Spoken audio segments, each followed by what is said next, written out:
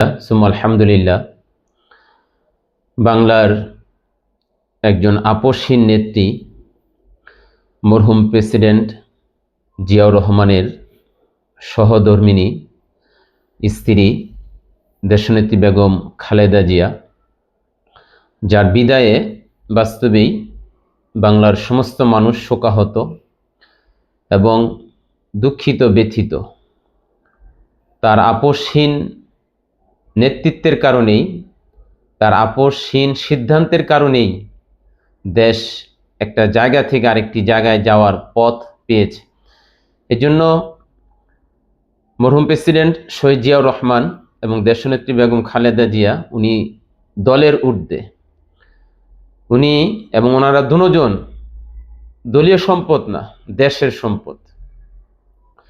মরহুম প্রেসিডেন্ট জিয়াউর রহমানের দেশপ্রেমের কথা অনেক বড়দের থেকে শুনেছি, অন্তত দেশপ্রেম ছিল।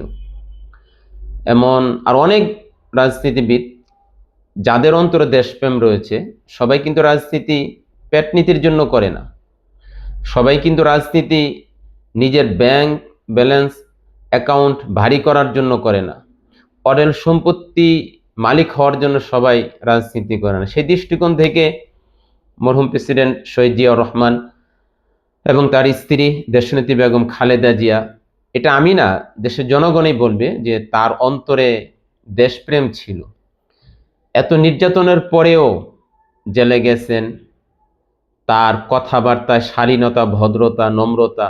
যখন তাকে জেলে নেওয়া হয় তখন আমরা জাতীয় পত্রিকায় দেখেছি তার সহকর্মীদেরকে বলেছেন, তোমরা পরিবেশ নষ্ট করবে না, বিশৃঙ্খলার সৃষ্টি করবে না।